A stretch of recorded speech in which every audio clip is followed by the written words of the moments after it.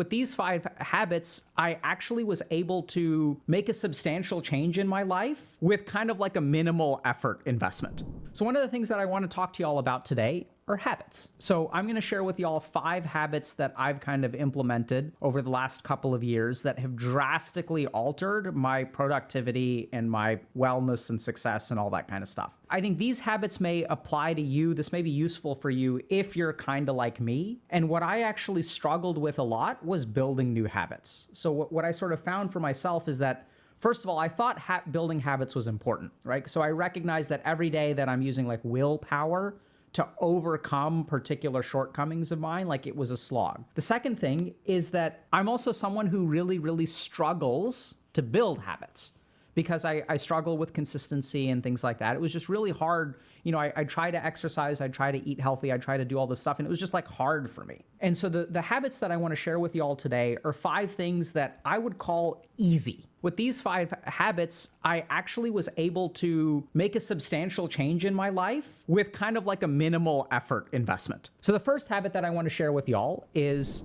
not using technology for like 30 to 60 minutes when you wake up in the morning. So for the first half hour to hour of my day, I do my level best to not use any kind of technology. You know, we've grown up in such a technological society where we feel like we have to use technology, or technology is always at our fingertips, or there's like so much value from technology. And I didn't really realize how little value technology offers until like I started really paying attention to things, like when I would go to an ashram, right? So I'd go to a monastery and I'd study yoga for a while, right? So I'm meditating and stuff like that. And there's very little technology footprint then. And that's when I really realized, oh, I actually like don't need technology. Now it's fine for me to say, okay, so start off your day without using technology for 30 to 60 minutes.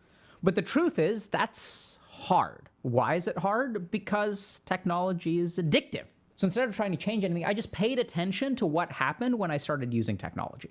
So when you wake up first thing in the morning, you're kind of sluggish. You don't really feel like working, but you need to work today. So what I sort of noticed was that the first reason that I would use technology was not out of any recreational stuff. It was actually like due to like legitimate reasons. So the first thing that I would do is like check my email or look at my calendar and try to figure out, okay, what do I have to do today? And that sounds like pretty productive, right? You have to figure out, okay, during the day, like, do I have an hour to shower? Do I have half an hour to shower? Like, what do I need to do today? But then what I sort of found is as I looked at my day when I first wake up in the morning, how do you think that makes me feel? So when you wake up first thing in the morning and you open up your calendar and you open up your email and there are all these tasks you have to do, and like, you've got all these meetings and, oh yeah, I have to do this today, and oh, I have to do this today, and I do this today. And then I started to feel emotionally overwhelmed because I'm not actually doing it, right? All I'm seeing is like the gigantic mountain that I have to climb. And so then once I start to feel emotionally overwhelmed, mentally, I'm not in a frame of mind to work. So what do I end up doing? How do I manage those emotions? I move over to a different app. Let's open up Reddit. Let's look at what happened on a live stream fail. And so then what we do is we shift from our kind of like work-related legitimate reason to kind of an emotionally numbing dopaminergic kind of thing. And then you're stuck in that cycle. And then I have to start the day by digging in, using willpower to overcome that and like drag myself to start working.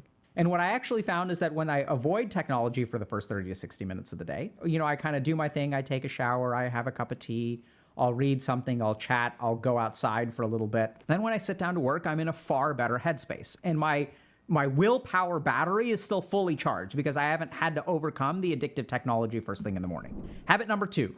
Is I started cutting back on caffeine or even cutting it out entirely. So I learned this lesson in a kind of bizarre way. So a couple of years ago, I got food poisoning. And when I got food poisoning, you know, like I couldn't eat anything. So I certainly wasn't having any caffeine. And what I found is like 3 or 4 days after, when I started to feel a little bit better, despite the fact that I had been sick, I was really surprised by how mentally alert I was in the afternoons and evenings. The more I kind of dug into it, I realized this is the effect of caffeine. And there are a couple of important things to understand about caffeine. The first is that caffeine doesn't actually give us energy. The neurobiological mechanism of caffeine is that it blocks adenosine receptors. And so adenosine, so we have the fundamental energy molecule in our cells is something called ATP. When we burn an ATP, we're sort of left with adenosine. And the more adenosine we have, that's our brain's signal that, okay, like we're tired, like we burnt up a lot of energy. And when I go to sleep, I'm going to clear out all that adenosine. I'm going to remake ATP. And so the interesting thing about caffeine is that it doesn't give you energy. It numbs the tiredness signal. So this is really important because the more that you use caffeine, you're actually like building up more fatigue,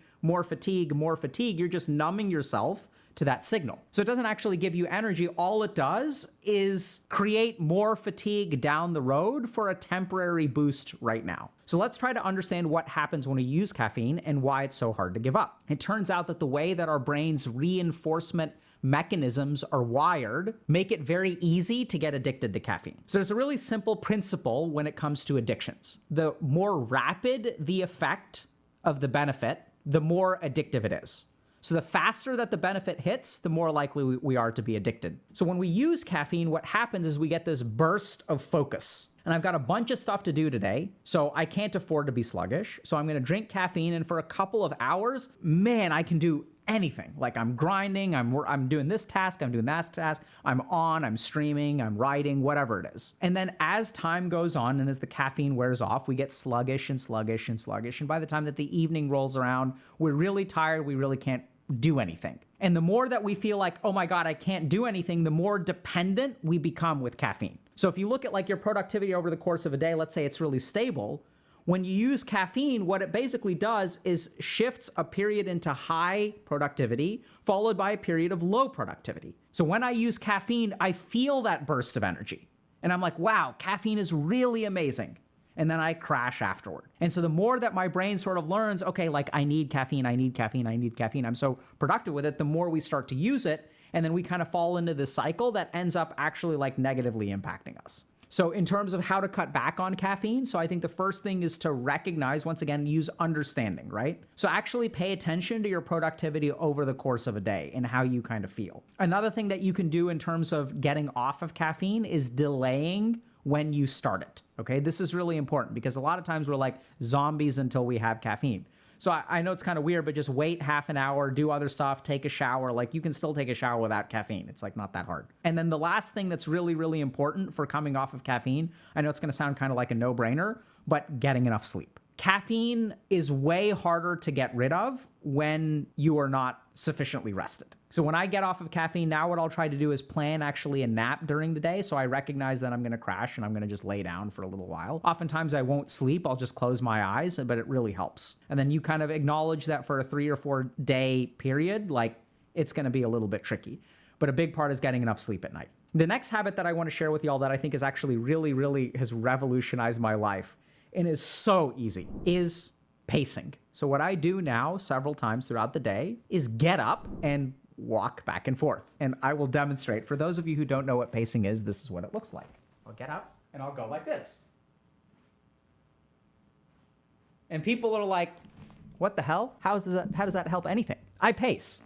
Has revolutionized my life. How the hell does that help anyone? Great question. So let's understand why we pace and what it replaces. So when I'm working, sometimes I get tired of work and I get distracted. And what do we do when we get tired of work and we get distracted? We usually do something with a technological device. So I'm fatigued, feel distracted, and then what I'm gonna do is as I engage with something, let's say I open up like Reddit or Twitter or whatever, I get bombarded with information. So the first thing is that all of these activities are designed to increase engagement, right? So like when you watch one YouTube video, it's not like that's the only video. There's a bunch of suggestions. There's suggestions on the right for the next video. There are cards at the end of the video that directing you to additional videos. One distraction becomes a second distraction, third distraction, fourth distraction, fifth distraction. So the price of opening up some kind of technological thing is like a 5-minute distraction becomes an hour long. The second thing is that when we engage in those kinds of things, it tends to ramp up our mind more. So as I open up Twitter and I see everything that is wrong with the world, do you think that that helps me get back to work? And generally speaking, if you pay attention to the cycle, what happens is once you like log on to Twitter, we get so fatigued from our distraction that we eventually get bored of it and we go back to work. But when you're going back to work, you're kind of exhausted and like mentally So how does pacing help? Pacing helps in 2 ways. The first is that it allows me to take a break from work without slipping into something that's going to cost me an hour. The second thing that's really cool about pacing is that it actually decompresses my mental state. So when I engage with some inflammatory content on the internet, it activates my emotions and makes it like harder for me to focus. Whereas when I pace, like I just let my mind kind of wander and like it kind of thinks through stuff. And I don't know how to describe it, but like basically like when you use the internet, you get ramped up, right? When you pace, like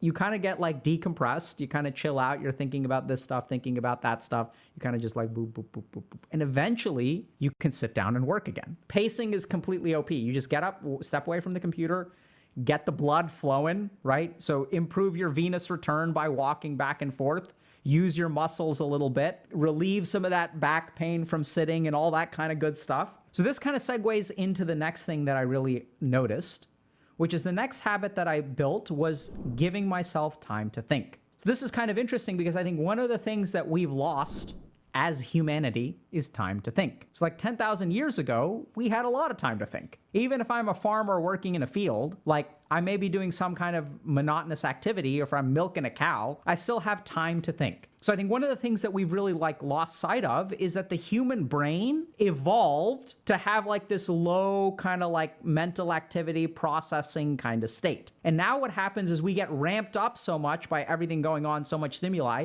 that we actually don't have time to like process any of that stuff. Why can it be hard to give yourself time to think? Because you're not being productive.